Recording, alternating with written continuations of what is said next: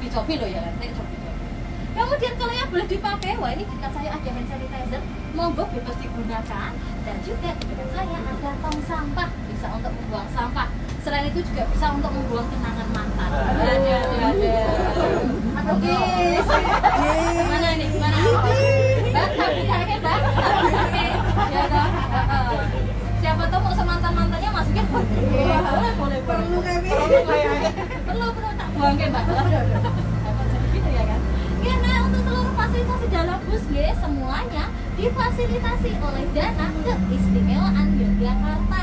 Jadi bus kami ini gratis dan harapannya akan selalu gratis gitu. Terkait busnya dulu mungkin ada pertanyaan boten? Monggo. Mau tanya-tanya boleh loh ini. Oh. Ini bisa dibuka nggak Mbak? Yang ini? Ya. Biasanya kan ada kayak gitu kan. Buat kampanye gitu. Waduh. Boten ibu ya. Wah. Jadi yang atas ini nanti fungsinya adalah untuk mendapatkan cahaya ilahi dari Yang Maha Kuasa. Waduh. Yeah. Jadi yang barisan dua depan ini agak panas-panas dikit, ngapunten nggih ya. Yang paling aman tuh belakang. Yang tenang soalnya. Mau pindah belakang. Ada pertanyaan lain lagi?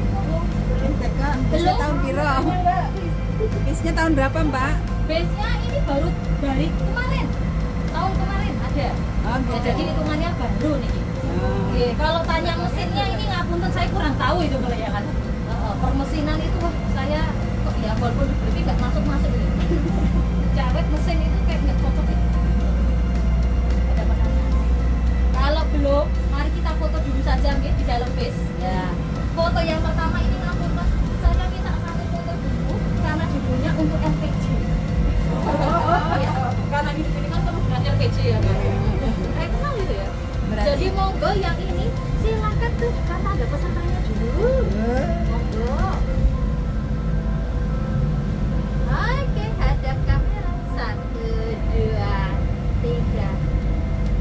Sudah. Nah ini monggo perwakilan kok handphonenya siapa? Saya bantu foto. Amin. Nah yang ini boleh monggo mau gaya apa saja boleh ini silakan. Mau sambil koprol ya boleh lah. Ada kamera 1, 2, 3. Gaya lainnya lagi monggo. 1, 2, 3. Gaya lainnya lagi monggo. Mbak Cici, dibikin 0,6 1, 2, 3. Gaya lainnya lagi. dibikin 0,6. Iya, ini juga ada 0,6. Agak canggih nih fotografer. Canggih. Alhamdulillah. Monggo, gaya lainnya 1, 2, 3. Gaya lainnya lagi monggo. Bukan gaya. Pak, ini ngapunten gini. Gaya. Sabar nggih, Pak, sabar. Kalau asal enggak tinggi-tinggi kelihatan. Oke, 1, 2, 3. Ngapunten sarangnya tuh gini, Mbak. Ini jadi apel itu kebetulan. Oke, ngapunten sarangnya di foto tuh apel bentuknya. Mau diulangi? Boleh ya, kita ulangi lagi. Kok sarangnya lagi kok? Yang lain juga mau sarangnya. Oke, 1, 2, 3. Mau gaya apa lagi nih, monggo? Sudah ya.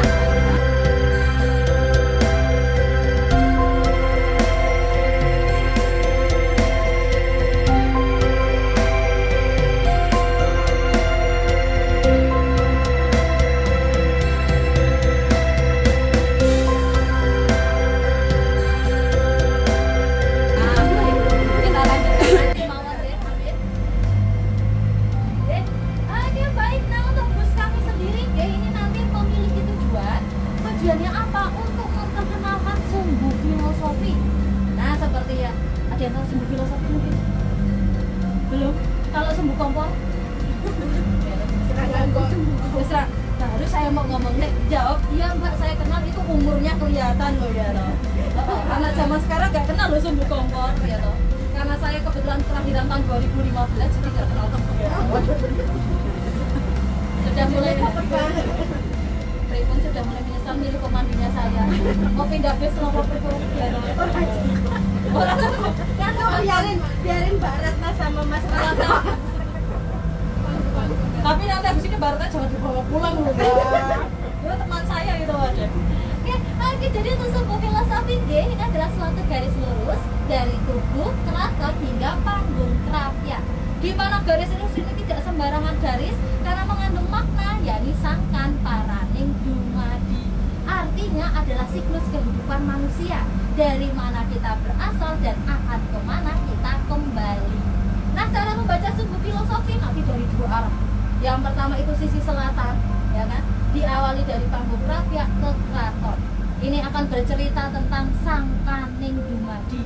Sangkan artinya asal mula, dumadi itu kehidupan.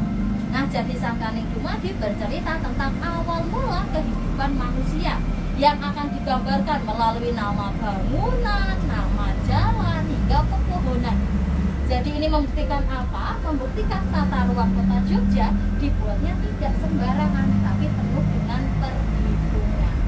Kalau sudut pandang kedua itu nanti ada dari tubuh ke keraton. Ini akan bercerita tentang paraning dumadi. Paran itu artinya arah tujuan, dumadi kehidupan. Ada yang tahu arah tujuan kita hidup ini kemana? Ke atas.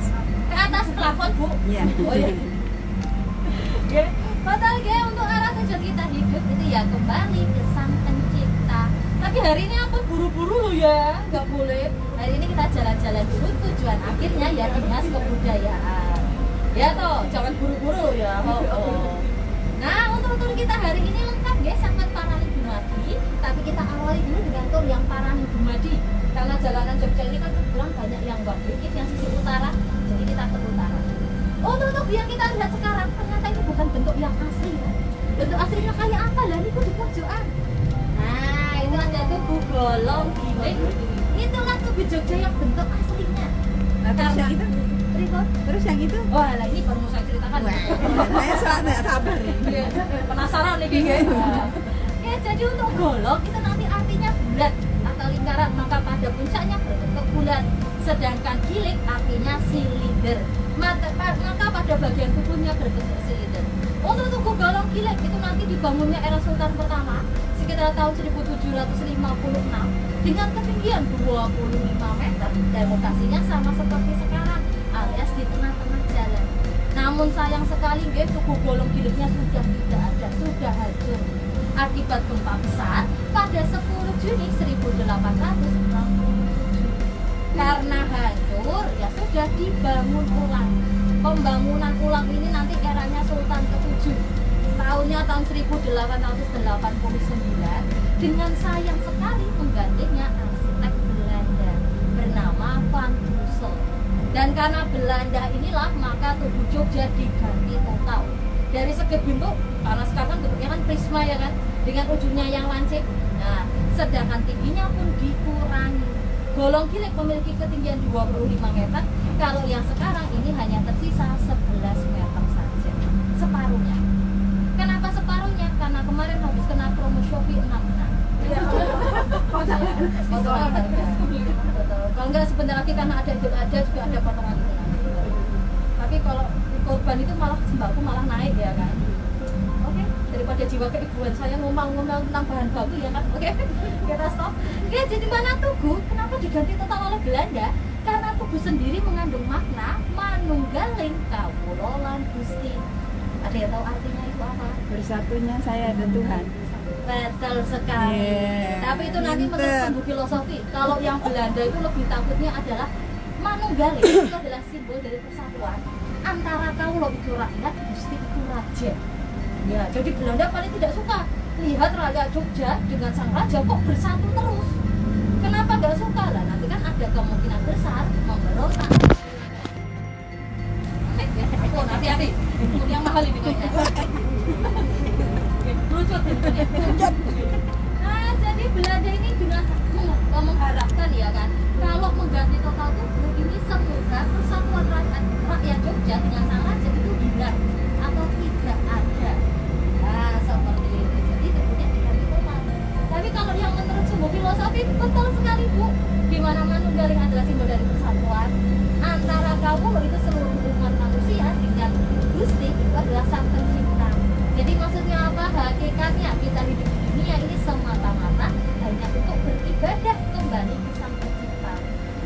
sebelum ke Sang Pencipta, nggih, kita akan melewati beberapa jalan. Jalan yang pertama itu dari Tugu ke selatan. Ada yang tahu nama jalannya apa? Tugu ke selatan. Yang depannya KR niku. Mangkubumi. Bumi. Sudah ganti. Margo Utomo. Wow. Semalam Pak. Ini semalam dia buka tesisnya. Oh, luar biasa. Kesan ketemu.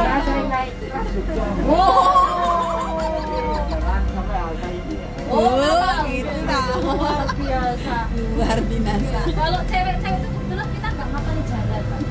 Ngapalinnya tuh kokonya namanya. Maria Porok. Ya tahu itu, tapi nih jalannya jalan. Oh, itu. Makanya tadi saya bilangnya banyak KR itu, banyak KR. Paham saya paham. Wow. Ya, tapi betul sekali ya, nama jalannya adalah Margo Utomo. Kalau dulunya bernama Jalan Mangkubumi. Pangeran Mangkubumi ini setahu saya nama jalannya pindah dari Tugu ke Utara kalau sekarang. Tugu ke Utara itu Mangkubumi. Nah, untuk Margo Utomo sendiri, Margo artinya jalan, Utomo itu keutamaan. Jadi maksudnya apa? Sebelum kita ke Sang Pencipta, kita akan melewati jalan keutamaan, yakni jalan kebaikan. Gitu. Dan untuk sumbu filosofi aslinya lurus dari Margo Utomo itu langsung ke Malioboro. Tapi ini mohon maaf sekali lagi taktiknya orang Belanda, mereka membangun stasiun Tugu dengan rel-relnya. Alhasil apa seperti ini? Kita mau ke Malioboro aja harus muter. Iya. Tapi terkecuali nggih, pesertanya mau junjung bis. Nah, itu bisa kita lewat. Sepeda bisa. Sepeda nggih, Pak. Tapi kalau sekarang kan ini ada palang nggih, Pak ya. Jadi kita junjung ini, Pak.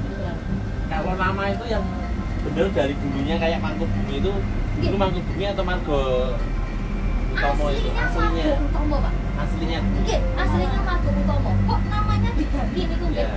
Karena pada masa Belanda, Pak, sesederhana orang Belanda nggak bisa mengucapkan Margo Utomo. Kangelan, Pak. Nanti kesetet dulu mereka. Nggih. Jadi nama jalan yang Tugu ke selatan, kalau zaman Belanda sebutannya Tugu Weh. Tugu karena ada tugunya, Weh itu artinya jalan perekonomian. Maka di kanan kiri jalan tersebut toko-toko kayak Malioboro ini. Malioboro ini juga namanya Malioboro Weh.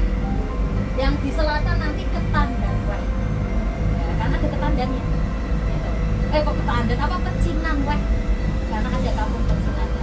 Terus nanti pada masa Jepang, itu setahu saya nama jalan juga diganti lagi. Kenapa? Karena semua yang berbau Belanda itu nggak boleh digunakan. Maka diganti namanya. Saat Indonesia merdeka ganti lagi. Karena saat setelah Indonesia merdeka kan kita punya rasa nasionalis yang sama tinggi, maka nama-nama jalan itu menggunakan nama para pahlawan atau tokoh-tokoh penting dari masing-masing daerah. Maka kemudian yang Tugu ke selatan menggunakan nama Pangeran Mangkubumi. Ada yang tahu beliau siapa? Ayo warga Jogja, enten mboten iki. Mboten, kanu Sleman, Candura, awas deh, masih Jogja nih. Bantul loh Bu. Banten masih Jogja Bu, ngapunten Bu mangkuten. Itu masih Jogja loh Bu. Iki lagu sing iki. Ora ngerti. Ada di lagu aman. Walaupun dia sebenarnya masih termasuk ya. Karena dulu Jogja Solo tuh saudara loh. Ini ngomong lagi dari luar kota. Oh, saya. Ampun Banten loh, ampun Banten Bu, ya Allah Bu. Maksud saya luar kota nggak bisa bahasa Jawa gitu. Saya. Waduh. Bengkulu ini Bu. Bengkulu. Oh Bengkulu beneran Bu. Bener nah. Oh ya Allah, saya pikir warga Bantul asli. Oh berarti dari Bengkulu terus ke Bantul. Iya. Di akuisisi Kebumen. Oh baik. Pindah Bantul. Oh pindah Bantul. Oh iya. Tengah-tengah. Oke. Ini saran saya nih Bu ya. Setelah ini kalau ngomong Bantul itu jangan lupa M depannya. Bantul. Lo warga Jogja kayak gitu ya toh. Nggak ada Bantul, tapi yang Bantul. Bangun Tapan nggak ada nih. Bangun Tapan. Bambang. Terus kalau huruf D itu depannya N. Kayak Depok nggak ada Depok. Kita banget Jawa nih. Kita tahan dulu ya. Kita mau jadi pemandu yang berwibawa loh ini. Kita ngadiknya yang jujur juga ada. Oke, kita lanjutkan guys. Jadi untuk Jalan Malioboro sendiri, ada yang tahu nama Jalan Malioboro itu artinya apa? Belum?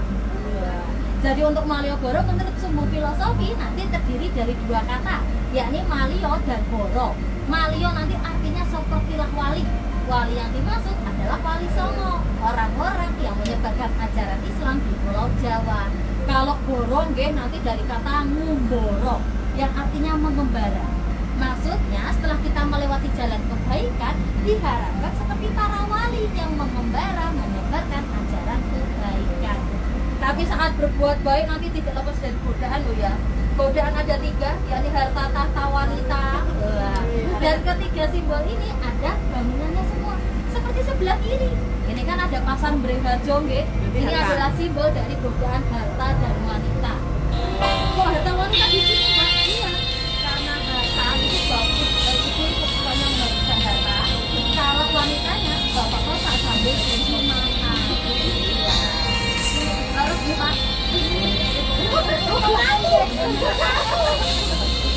Saya juga langsung aku.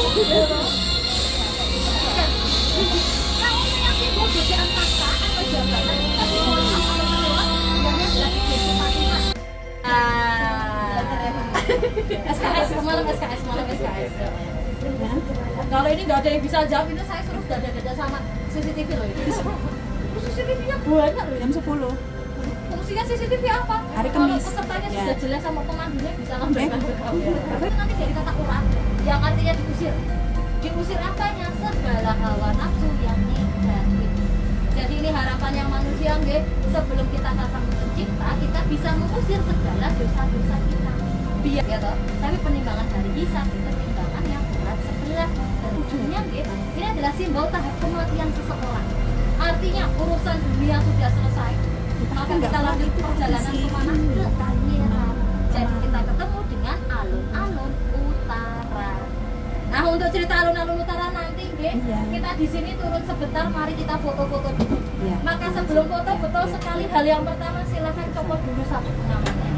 Ya, kursinya nggak usah diajak foto. Oke, yang kedua, kalau membawa barang bawaan berat, monggo ditinggal mawon, tidak perlu dibawa. Tapi mohon maaf, untuk pikiran dan berat badan tetap harus dibawa. Iya, nggak bisa ditinggal. Kira medun kelang ya berat badan. Oh, iya. Dan ini terakhir pengumuman paling penting mohon diperhatikan ya. Nanti kalau turun pakainya kaki. Jangan kepala. Kalau kepala nanti geruduk. Kopral. Ribut mau gini bis lo Panas. Mari kita pakai kacamatanya. Oke, yang pertama hadap kamera saya dulu deh. Oke. Alhamdulillah nggak ada.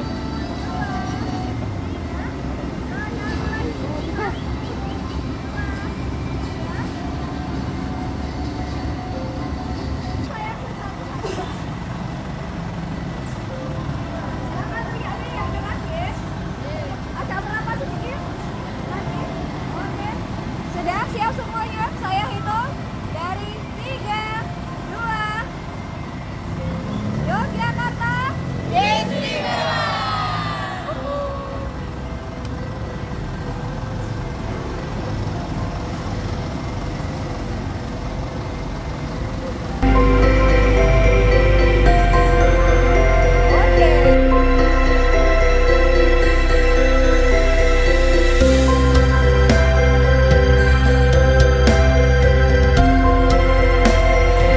Yogyakarta istimewa.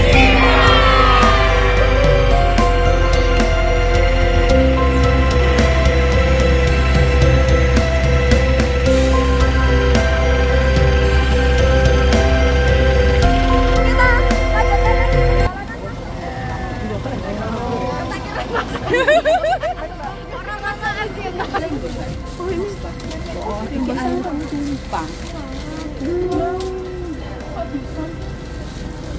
Panjang tumpah. Ada mau bawa makanan minuman bisa sambil makan minum. Cici yang golek apa? Wedange kurang hiji mau Mas ketep kurang hiji kok kene but.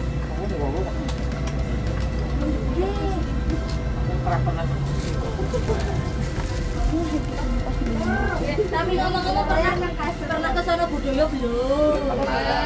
Belum. Tiketnya murah cuma 10.000. 10.000 pun ini fasilitasnya banyak. gedung. Jadi gedung mereka yang di sisi selatan ini dan gedung baru mereka yang di sisi utara nanti tingkat nyampe lantai 5 gitu. Kemudian, wah ini Sono Budoyo kebetulan ada sedang mengadakan museum kontemporer, pameran kontemporer. Itu pun juga silakan dikunjungi. Kamu makan ini? Tiket Sono Budoyo saja. Pamerannya ada di mana? Wah ini kita lihat sebentar nih. Mbak C, mau nggak Mbak C? Nah itu monggo. Nah yang sebelah kiri itu itulah nanti pameran kontemporernya. Apalagi nanti setiap hari Sabtu, wah ini monggo yang punya putra putri silahkan diajak ke Sono Budoyo. Karena Sono Budoyo nanti ada pelatihan karawitan dan menari itu gratis. Dan yang paling penting ya kan, yang paling penting nanti kalau ke Sono Budoyo jangan jalan-jalan sendirian, tapi harus ditemani dengan pemandu. Tenang, pemandunya itu sudah termasuk tiket, jadi aman.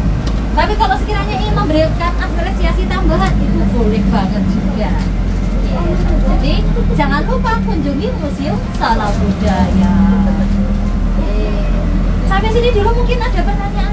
Kalau alun-alunnya di pagar itu memang dulu waktu zaman dulu itu memang di pagar atau gimana? Boten, kalau di pagarnya boten. Ini saya tunjukkan salah satu fotonya di sini. Bukan yang zaman dulu banget, tapi ini fotonya era Sultan ke-8. Diperkirakan tahun sekitar 1930. Seperti ini.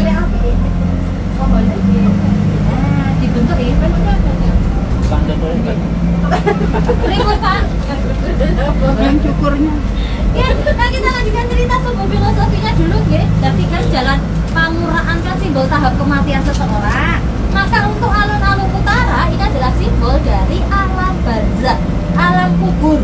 Diceritakan manusia ini saat di alam kubur, katanya kita akan seolah-olah berdiri di tengah lautan yang akan tersapu ombak dan tertiup angin, alias apa? Kayak terombang-ambing gitu.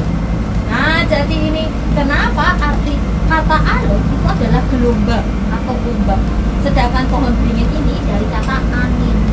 Dan ini pula alasan kenapa yang sekarang alun-alunnya itu berpasir. Karena dikembalikan ke aslinya.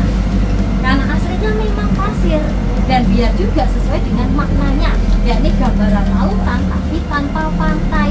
Jadi tersisa pasirnya tok gitu. Kalau urusan pagar ini setahu saya baru Pak. Ya baru. Kenapa baru? Memang sengaja oleh pihak keraton dibuat pagar untuk membuat shock warganya. Ya, sengaja. Karena apa? Karena pihak keraton pun kaget untuk alun-alun kan ini adalah lokasi yang disakralkan, ya. Lokasi yang disucikan oleh pihak mereka. Dan tidak hanya mereka, kita sebagai warga Jogja juga harus senantiasa menjaga alun-alun. Tapi rakyat ini kan dibebaskan ke alun-alun. Kok ya pada nakal? Dalam artian kalau habis pada jajan itu buang sampah sembarangan. Nah, emang ya alun-alun tempat sampah kan boten gitu. Nah, yang kedua lah ini, monggo ada yang mau ngaku nggak? Kok malam-malam pada sukanya pacaran di bawah pohon beringin itu loh ya toh? Pacarannya tuh ngapain? Saya kurang tahu. Antara sensus nyamuk, main monopoli, nopo pripun saya kurang tahu juga ini ya toh. Nah, jadi citranya alun-alun yang awalnya lokasi yang positif atau lokasi yang disakralkan menjadi lokasi yang negatif. Dan pihak keraton tidak mau hal ini terjadi. Ya sudah, pagernya sengaja dibuat pager. Dengan harapan tadi warga Jogja dan sekitarnya kembali sadar bahwa kita harus menjaga alun-alun secara bersama-sama. Gitu. Sampai sini dulu mungkin alun-alun ada pertanyaan. Monggo. Mau tanya-tanya boleh loh. Karena alun-alun ini biasanya memang puncaknya pertanyaan ini. Monggo. Belum? Ini karena belum sarapan apa pripun iki gitu. Rasanya jadi lemes banget. Sejarahnya sekaten, Mbak. Nek sejarahnya sekaten kok bisa pernah di alun-alun? Sejarahnya sekaten. Iya, Pernah pasar di malam alun-alun. itu. Wah, kalau pasar malamnya ya, kalau Iya. kos sekaten itu tidak pernah pindah gitu. Enggak, pasar malamnya itu loh sejak kapan? Nah, kalau pasar malam itu baru sekitar era Sultan ke-7 ke-8 itu baru ada. Ya. Dan dibuatnya oleh siapa pasar malam? Oleh Belanda. Itu adalah propagandanya Belanda ternyata. Ya, kenapa? Karena Belanda takut dengan sekaten yang asli. Jeneng ini kok. Sekaten yang asli itu mana? Di Masjid Gede Kagungan Hilem. Alias di Masjid Agung.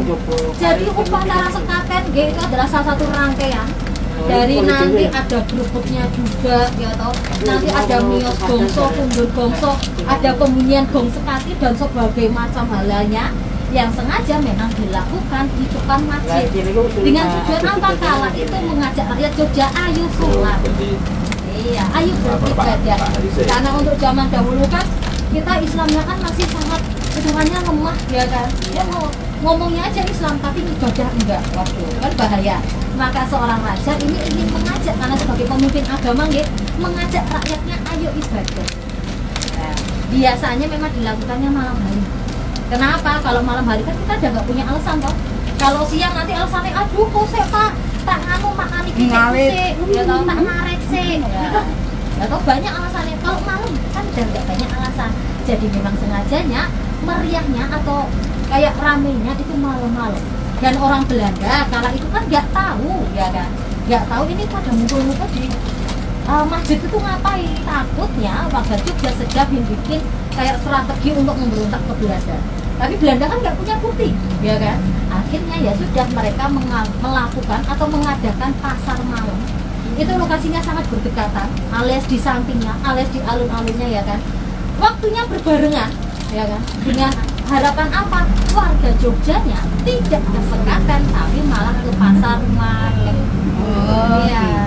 Padahal niatnya sang raja itu kalau ke sekaten selain ibadah, sholat, tapi juga seperti hal lainnya seperti zikir, sholawatan, tatil Quran dan lain-lainnya. Saat kita sholawatan, zikir apakah kita ya nggak teriak-teriak tuh ya? Oh ya teriak-teriak, emang itu konser. Nah, tapi orang Belanda mengiranya kok bisik-bisik terus ini tiap malam. Wah, jangan-jangan ini. Jangan-jangan ya loh, seperti itu. Jadi ini setahu saya, pihak kreator ini yang tahun kemarin sengaja menggeser alur pasar malamnya. Sengaja. Kenapa? Biar memunculkan kembali sekaten yang asli itu yang ini loh. Ya.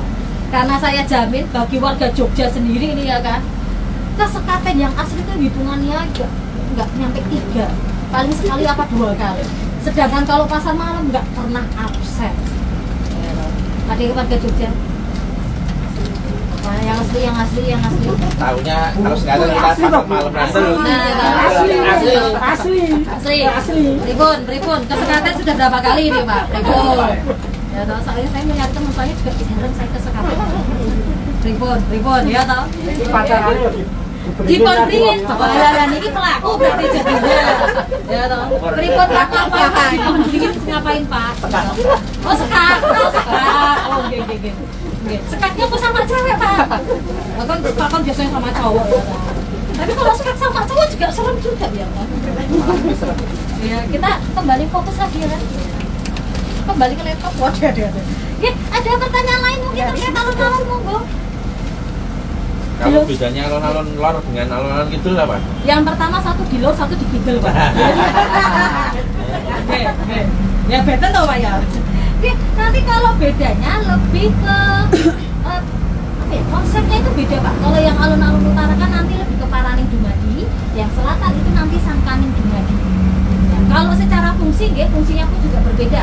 Kalau yang alun-alun utara dulu digunakan sebagai aspek sosial, alias dalam artian tempat bertemunya raja dengan rakyat. Bertemunya raja dengan rakyat ini bukan yang raja lewat terus kita hai raja, itu mboten loh ya, mboten.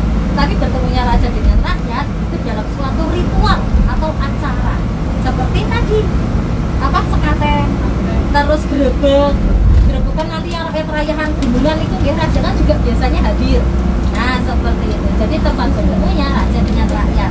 Sedangkan yang alun-alun selatan nanti setahu saya itu adalah tempat latihan perangnya para prajurit. Ya, aslinya adalah tempat latihan perang para prajurit. Kalau ini kita keluar dari jalur filosofi ya Mbak? Iya, keluar. Karena kita nggak boleh. Iya. Terus kalau bukan yang asli Jogja, jenengan jelasinnya gimana? Nah ini dari foto. Oke. Terus kan lewat pelengkung itu harusnya kan lurusnya kan? Kalau pelengkungnya pun nggak termasuk sumber filosofi Bu. Pelengkung selatan itu? Enggak, itu cuma lewat aja. Karena nanti yang lebih dibahas adalah alun-alunnya. Untuk alun-alunnya tenang, nanti saya ada fotonya.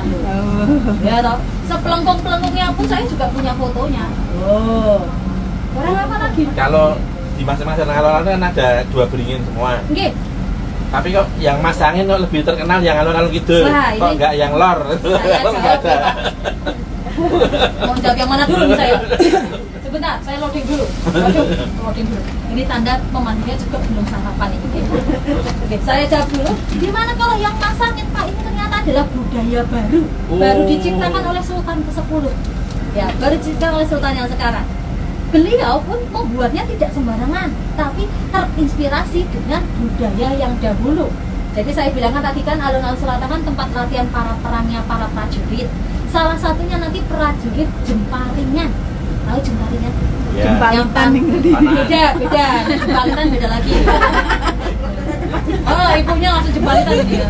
Bu, ngapunten itu tadi kayaknya live loh ini. Nanti ketahuan Bu citranya Bu ya toh. Oke, nah untuk Jemparingan ini adalah panahan gaya Mataram alias yang duduk. Nah, nanti salah satu tesnya untuk yang mau naik panah ya kan, mereka harus bisa melepaskan anak panah melewati 2 pohon beringin tapi posisi matanya tertutup. Iya. Jadi bagi mereka yang berhasil dengan tes ini, maka akan naik pangkat. Dari sinilah sang sultan ini terinspirasi. Oh ternyata, ya kan, konon katanya kalau kita menutup mata bisa melewati 2 pohon beringin, itu nanti segala keinginan terkabul. Ya bisa, asalkan kita percaya sama diri sendiri dan sang pencipta. Iya, dimana kan kita sering meragukan diri sendiri ya kan. Sebelum orang lain kita selalu meragukan diri kita sendiri. Maka saat mata kita tertutup, langsung itu kaki belum jalan, otaknya langsung bilang mesti belok. Ya toh? Ditambah teman-teman, keluarga, ayo kiri kanan. Kiri kanannya siapa kita juga nggak tahu kan. Kanannya mereka atau kanannya kita nih. Wah, jadi maksudnya sang raja ini adalah tetaplah teguh hati dan percaya kepada sang pencipta, maka semua keinginan kita akan terkabul. Tapi keinginannya yang masuk akal loh ya. Nah kalau keinginan seperti saya pengen pengganti Ratu Elizabeth itu nggak mungkin. Ya toh, jauh banget itu jalurnya ya toh. Ketemu aja enggak ya toh. Nah seperti itu. Jadi ini ceritanya budaya yang baru. Itu yang alun-alun selatan. Kalau yang alun-alun utara, ini nanti beda konsepnya. Yang alun-alun utara ada 2 pohon beringin yang di tengah-tengah. Ini adalah simbol dari Hablum Minangas dan Hablum Minallah. Jadi kedua pohon beringin ini pun salah satu pusaka dari keraton.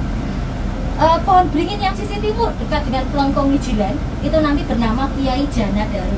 Jana artinya manusia, jadi simbol dari Hablum Minangas, hubungan manusia dengan sesama manusia.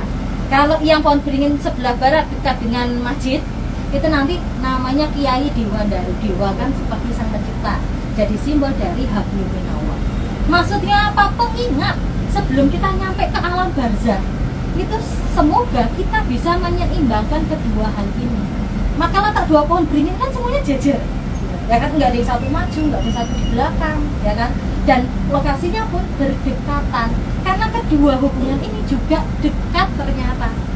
Karena manusia sekarang kan juga banyak itu ya godaannya, dan termasuk 2 ini di mana ada yang ngurusin dunia aja tapi nggak pernah ibadah, tapi ada juga yang ngurusin akhirat aja, nyampe tetangganya kesusahan langsung memalikan muka.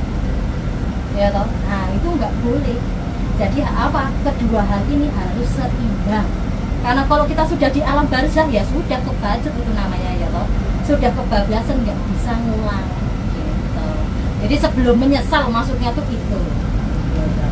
Ya seperti itu sudah menjawab ya Pak pertanyaannya.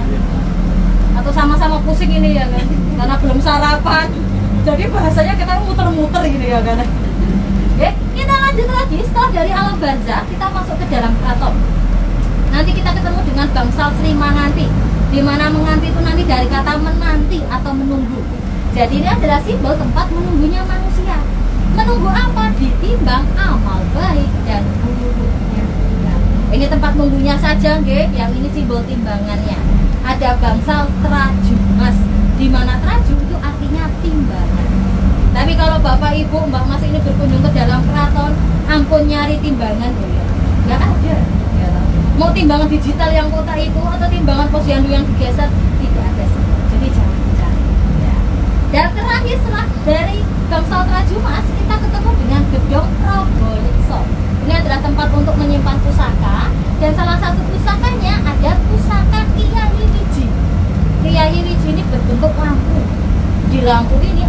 api keabadian, api yang tidak pernah padam sejak sultan pertama hingga sekarang. Jadi ini sebagai simbol apa? Simbol di mana alam akhirat itu kekal abadi, sedangkan kita hidup di dunia ini hanya sebentar saja. Jadi nanti cocok ya dengan pepatah Jawa, yakni urip iku mau mampir ngombe.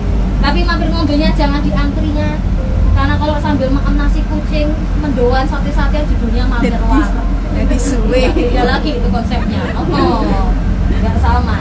Oke. Nah, dengan hal ini cerita Paranik Dumadi kita sudah selesai. Ini sekarang kita perjalanan ke panggung kerakyat untuk nanti memulai cerita Sangkaneng Dumadi atau awal mula kehidupan manusia. Panggung kerakyat bentuknya kayak apa? Nah, ini saya punya fotonya. Seperti ini panggung kerakyat. Tapi ini foto zaman dahulu ya. Kalau yang sekarang sudah tenang. Panggung kerakyatnya sudah cantik. Jadi sebelum kita nyampe panggung kerakyat ada pertanyaan dulu mungkin. Monggo. Ada pertanyaan. Itu pohon beringinnya, Pohon beringinnya?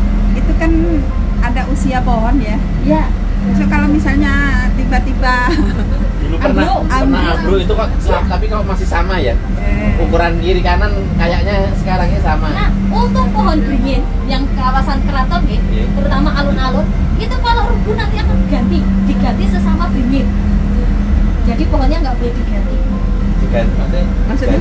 Ganti pohon jadi mangga. Oh enggak, tetap dingin tapi Tetap dingin. berarti sudah posisi besar, enggak dari kecil. Oke, kan sudah, maksudnya sudah tumbuh dulu Pak, enggak Iya. yang dari bibit banget tumbuhan, tapi sudah pohon, walaupun pohonnya masih kecil.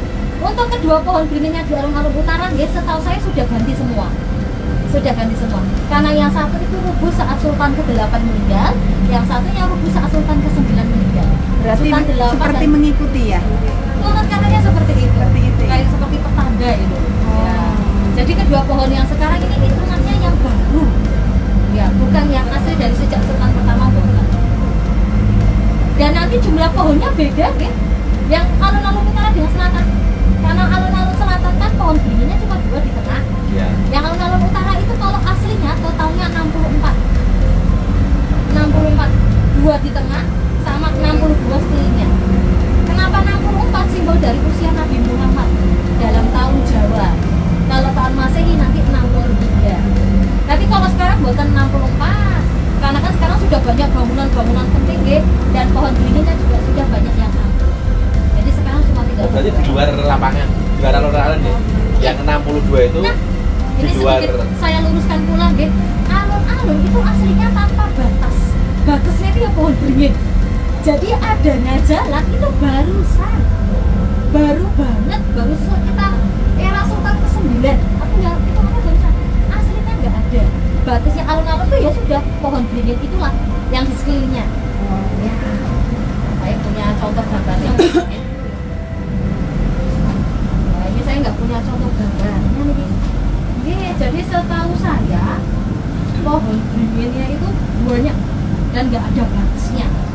Ya, baru ada jalan, baru ada sekarang aspal ya kan, itu baru-barusan aja. Sampai di panggung Tidak kerakyat. terasa kita sudah sampai panggung kerakyat. Nah ini mari kita seperti tadi turun untuk foto-foto. Maka yang pertama dilakukan, sekali lagi silakan copot sarung pengamannya. Monggo, kemudian barang berat silakan ditinggal saja. Kita bawa yang ringan-ringan seperti handphone. Dan boten ya Pak, boten nyoto Butati. Lirikannya sudah beda soalnya tadi. Boten Pak, boten. Tadi Butati sudah saya telepon. Jawabannya Mbak, maaf akhirnya baru saya kejar. Jadi nggak bisa. Ayamnya jadi kejer-kejer. Mari kita turun foto-foto.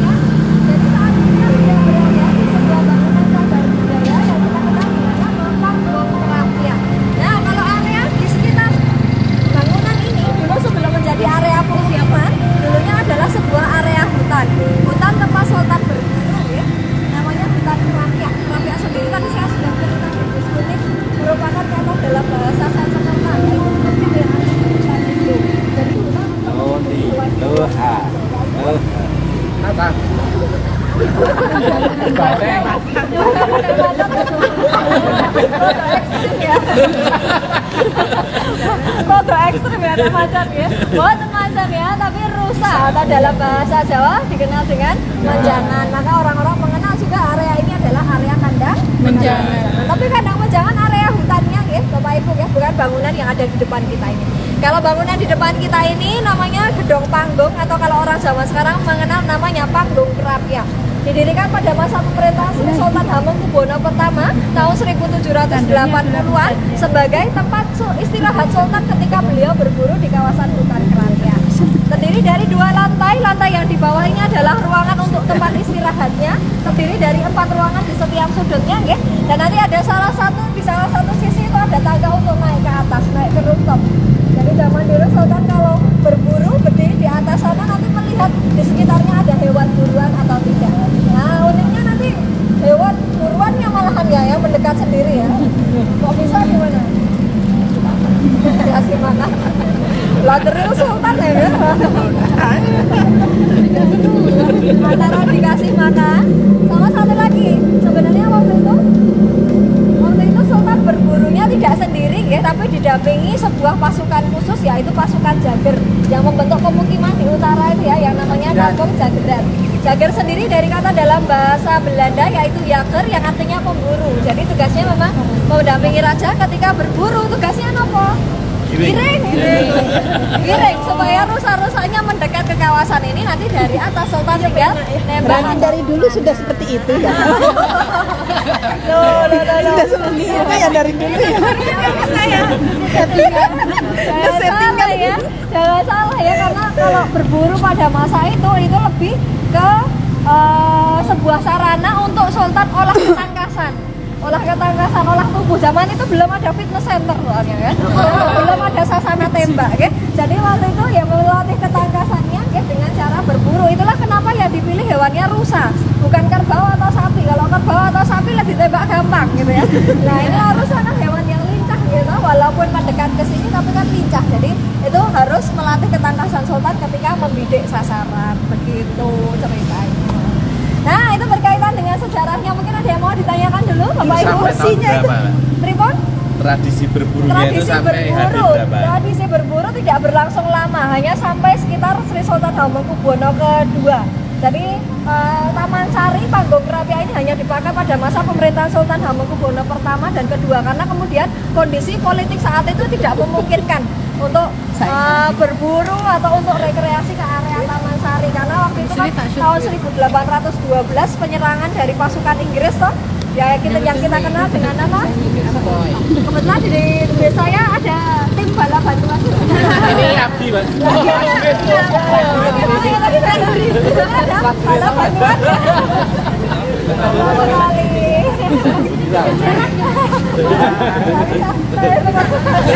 Posesif saya. Begitu, benar sekali. Jadi hanya tidak lama dipergunakan karena kemudian kondisi politik saat itu tidak stabil. Monggo, ada yang mau ditanyakan lagi berkaitan dengan sejarahnya? Oh, kursinya bisa melihat semua kayak ini. Ada yang nggak bisa lihat kursinya? Di sebelah sana. Kacamatanya dibuka dulu. Om, dibuka dulu kacamatanya kelihatan. Bukan kursi gaib ya, Bapak Ibu ya. Kalau kursi yang di tengah-tengah ini biasanya ini memang kursi dari Keraton Yogyakarta, di bawah dari Keraton Yogyakarta yang biasanya digunakan untuk upacara caos dahar. Caos dahar itu semacam doa-doa dengan menggunakan umbul lantai atau sesaji. Kalau sesaji sendiri ini sebenarnya kalau dalam budaya Jawa ini semacam bentuk penghormatan ya, bentuk penghormatan dan juga simbol harapan atau doa-doa. Maka nanti setiap event, setiap agenda nanti umbul lantainya macam-macam, sendiri-sendiri, beda-beda. Biasanya akan diadakan upacara caos dahar itu ketika Sultan punya hajat dalem atau nanti ketika bangunan ini akan direnovasi. Nanti akan ada upacara caos dahar. Tapi tidak ada ketentuannya ya, apakah kursinya harus di tengah atau umbul lantainya harus di depannya atau di atasnya, itu belum ada literatur yang kemudian menggambarkan prosesi atau ritual tersebut. Belum ditemukan, atau saya yang belum baca. Jadi kursinya di pojok. Harusnya kursinya di pojok. Karena menurut kemarin saya juga ngobrol-ngobrol dengan juru pelihara ya. Kalau di makam kan ada juru kunci. Kalau di bangunan cagar budaya itu ada juru Jadi ini ada dua pendapat juga dari Keraton Yogyakarta yang menginstruksikan untuk kursinya diletakkan di tengah-tengah, tapi ada juga yang kemudian suruh untuk nyingkir ke jangan di sana, nanti tidak menimbulkan pertanyaan-pertanyaan negatif dari masyarakat. Tapi ada juga yang kemudian dari pihak keraton menginstruksikan untuk diletakkan di tengah-tengah dalam upacara tadi caos dalam. Tapi ini masih ada dua pendapat yang berbeda ya, belum tahu bagaimana ya. Yang Sudah enggak belum bisa. kan berarti ngarsa dalam kalau upacara saus dari itu. Boten, tidak ada. Tidak Ngarsa ada. dalam tidak ke sini, hanya sebagai simbol saja ini kursinya. Ngarso dalam itu tidak pernah kesini kalau selain mau berburu tadi ya. Kalau zaman dulu Iya. iya, kalau sekarang ya lewat bukan omong kering. Oh gitu. Makanya kan Jangan serius sama Peranyar kayak gini, naik soto ya latihan. kayak mau makan saja kebetulan lewat sini. masalahnya saya tuh nunggu di ring road nggak pernah ketemu. Tapi betul ada memang fakta unik ya, tapi bukan dengan panggung rapia ini, ada berkaitan dengan Pelengkong Gading. Mungkin sudah pernah dengar Ya, nggak boleh Fakta lewat. uniknya, orang sultan tidak boleh melewati Pelengkong Gading. Hukumnya ora ilo atau pamali, karena nanti sultan lewat di situ hanya satu kali, yaitu ketika surut dalam atau meninggal dunia. Kalau masih sehat, masih sugeng, masih bertata lewat di Pelengkong Gading, nanti takutnya terjadi hal-hal buruk. Jadi tidak pernah lewat di Pelengkong Gading. Kalau di sini boleh. Oh gitu. Kalau lewat depannya boleh nggak? Pripun? Lewat depannya kalau boleh? dilewat di depannya boleh. Tapi kalau muter di lewat depannya lewat itu? di pelengkongnya itu tidak boleh. Terowongannya orang itu. Jadi setelah dinobatkan menjadi putra mahkota, seorang putra mahkota atau pangeran itu tidak boleh melewati Pelengkong Gading, tidak boleh nyekar ke makam Imogiri. Nah, jadi kepercayaannya seperti itu pamali orang. Berarti itu. tidak pernah nyekar orang tuanya dong. Setelah dinobatkan menjadi putra mahkota tidak pernah. Tidak pernah, ya. Betul sekali. Iya. Kalau berkaitan dengan filosofinya, Panggung Krapia tadi mungkin di Serbes Merah juga sudah diceritakan ya. Dari Panggung Krapia sampai Keraton nanti akan cerita tentang konsep asal mula hidupnya manusia. Diawali dengan bangunan ini yang merupakan penggambaran tahap awal kehidupan manusia, yaitu penggambaran alam arham atau lahir lahirnya seorang ibu. Karena semua manusia lahirnya dari ibu, betul apa betul? Kayaknya yang itu nggak tahu itu. Itu coba tanya Mbak. Kembarannya Mas Ratna. Mas Ratna coba tanyain Mbak. Bener sih. Lahir di kota gede. Dia lahir dari kota gede. Lahirnya dari ibu, bapak-bapak ini sponsor utama mawon. Dan nanti untuk lanjutannya kita ceritakan di base masing-masing ya. Kita kembali ke base dulu. Ada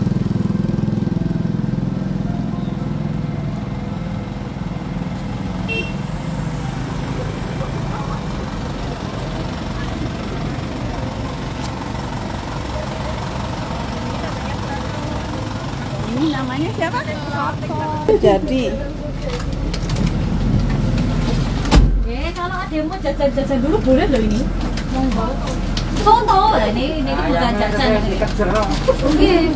Kan sapinya juga masih pedat. Jadi nggak bisa nih. Nah, oke. Silakan dipakai lagi saya pokok mama jangan lupa gitu. Tadi enggak kita jualan semangka. Dan ini ngapunten dia pemandunya tak ngisi bensin dulu. Alias minum.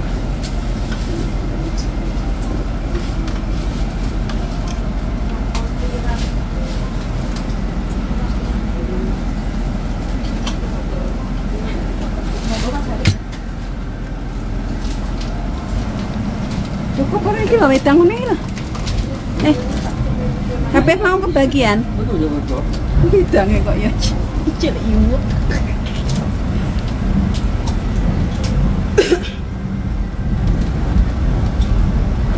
Kita terus ke keraton lagi. Kemana?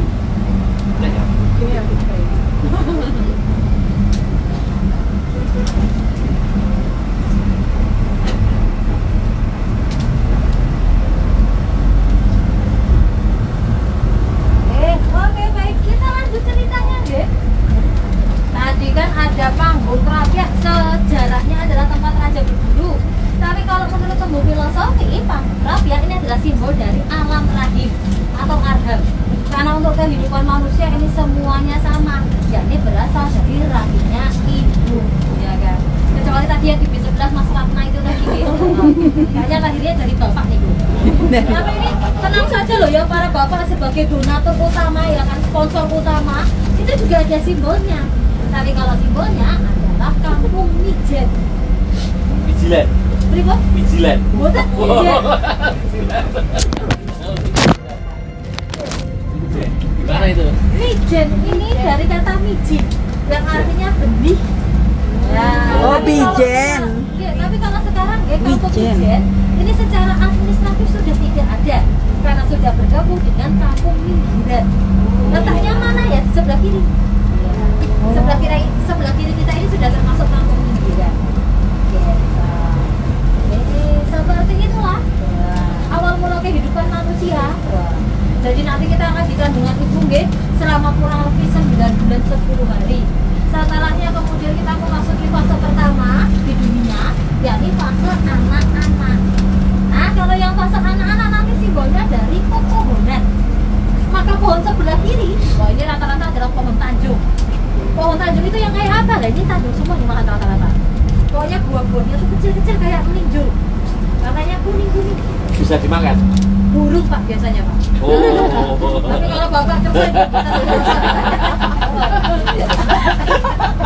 saya cuma nawari aja sih Pak. Biasanya untuk makanan burung sih Pak kayaknya Pak.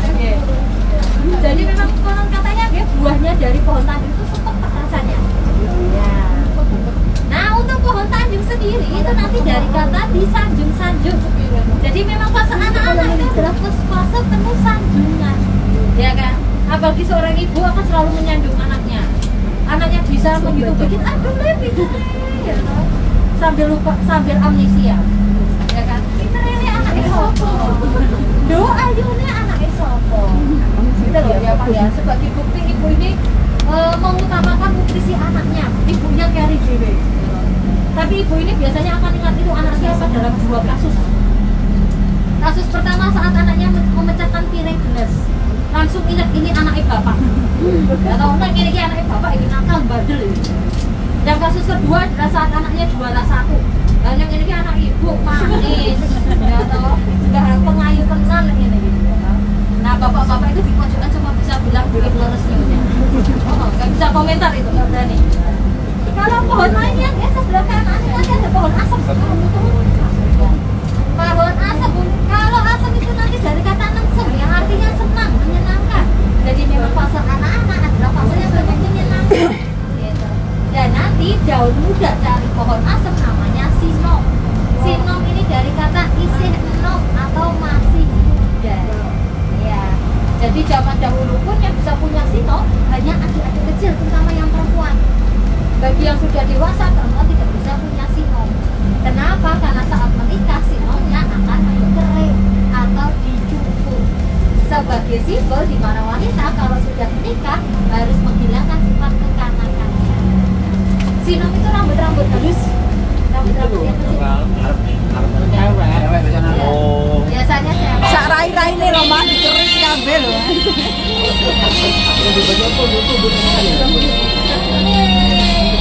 jadi nanti kalau saat menikah awalnya kan saya tahu kan ya ada formalitas gitu tapi bosan Ini panjang banget juga.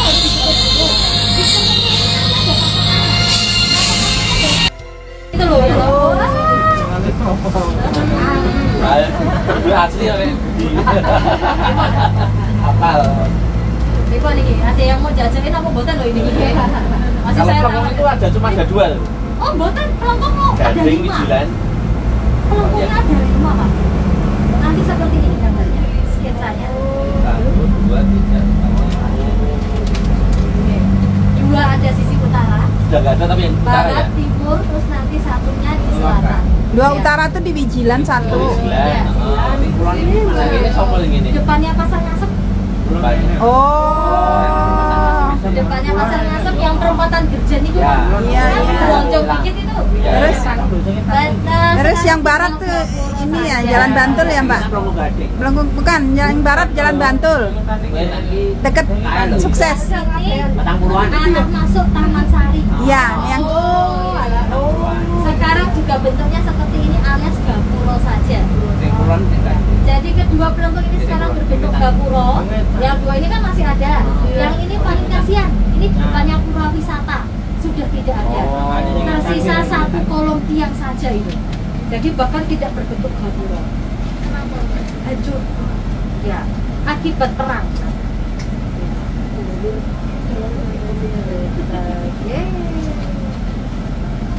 Oh, ini tidak Tapi saya- lokasinya itu sekarang di kosong atau ada bangunan atau gimana? Sekarang jalan Pak. Oh jalan. Oke, jalan dari kampung Gamelan keluar. Oh Ya, kurang jadi sana. depannya pas Ngapunten ada dinas kominfo atau apa Ya. itu nggih? Atau kayak apa yang sampah-sampah? Sama-sama. Iya. Oke, nah itu depannya Mas. Nah di situ. Ya. Oh, ini Restorasi. restorasi. Nah, ini kalau mboten kesusun nanti bisa bilang pihak keraton iki nggih. Karena kebetulan saya juga cuma rakyat jelita nih. Kalau rakyat jelita seperti saya itu cuma bisa bantu doa itu kebetulan. Orang jelatan, jelita. Pinter baik. Kita lanjut ya. Wah, tetap kalau kita masuk ke dalam Kelongkong Gading nanti ketemu dengan alun-alun selatan. Yang alun-alun ini adalah simbol tahapan remaja. Kenapa? Karena di sekeliling alun-alun nanti ditanami 3 jenis pohon mangga. Pohon mangga apa saja? Pertama ada mangga pakel. Pakel ini dari kata akil balik. Jadi kalau sudah remaja ya sudah akil balik. Yang kedua nanti ada pohon mangga kueni. Kueni ini dari kata wani. Wani apa? Wani melamar sang pujaan hati. Dan terakhir nanti ada pohon mangga itu sendiri. Mangga kan bahasa Jawanya pelem. Pelem dari kata belum. Yang artinya mau menerima lamarannya. Jadi tahapan inilah tahapan dilamar dan melamar. Tahap berikutnya, sebentar saya carikan dulu gambarnya. Kok hilang gitu? Jadi kalau alun-alun kan simbol dari tahapan melamar dan dilamar. Kalau tahapan pernikahan itu adalah Siti Hinggil. Ini ngapunten gambar saya kok hilang. Oh ini dia. Nah, Siti Hinggil. Ini adalah simbol dari pernikahan. Kenapa? Karena di dalam sini ada pohon mangga, bunganya putih, simbol dari benihnya laki-laki, dan ada pohon soka, bunganya merah, dari simbol benihnya perempuan. Jadi saat menikah inilah benih laki-laki dan perempuan akan bercampur, akan bersatu. Artinya apa lagi ya? Kalau belum menikah jangan dirayain. Alias di test drive atau jangan dicicil, jangan dikredit juga ya, jangan. Bahaya itu. Dan ternyata ada teorinya pula cara bertemunya benih laki-laki dan perempuan. Teorinya gimana? Kanan kirinya Siti Hinggil. Itu kan nanti ada jalan kecil yang menuju ke utara. Pernah lewat motor? Kiri kanannya. Kanan kirinya Siti Hinggil pas itu. Belum pernah? Kapan-kapan silahkan dilewati. Kalau malam-malam tuh biasanya malah jadi tempat parkir itu. Nah, jalan ini nggih namanya Jalan Pamengkang.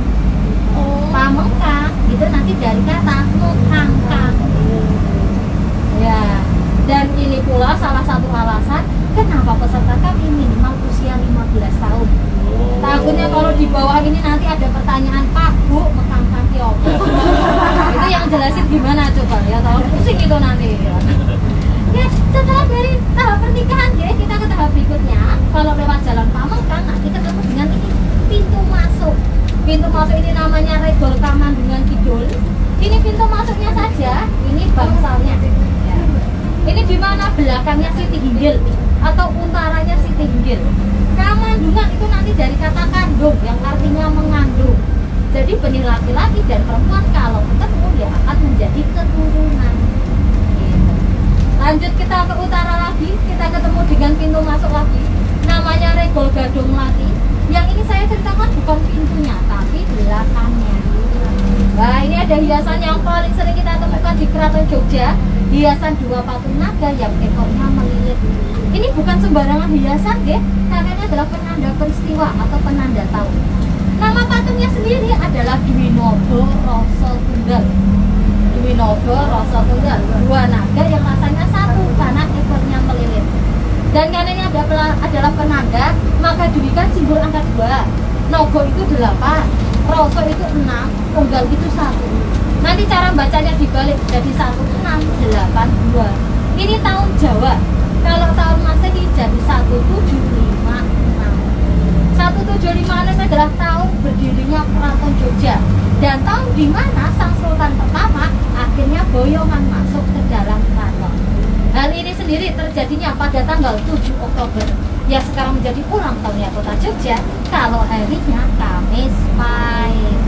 Nah makanya kemarin pas Kamis Pahit yang kedinasan gagrek Ngayogyakarta. Gagrek itu artinya baju adat, pakaian adat ala Jogja. Gitu. Jangan bilang baru tahu sekarang. Jangan bilang sudah berapa kali pakai gagrek lo ya. Ayo paman manut wae Mbak, sendiko dawuh pokoknya Mbak ya toh. Gimana? Warga Jogja asli mana tadi warga Jogja asli? Ya toh. Mendadak gak lihat saya loh ini tadi ya toh. Enggak lihat nanti enggak ditunjuk ya toh. Pripun Mas baru tahu jangan bilang Mas. Sudah tahu. Oh, sudah tahu. Terus mama jadian dengan ya. Setelah dari sini ya, kemudian kita ketemu dengan jembatan.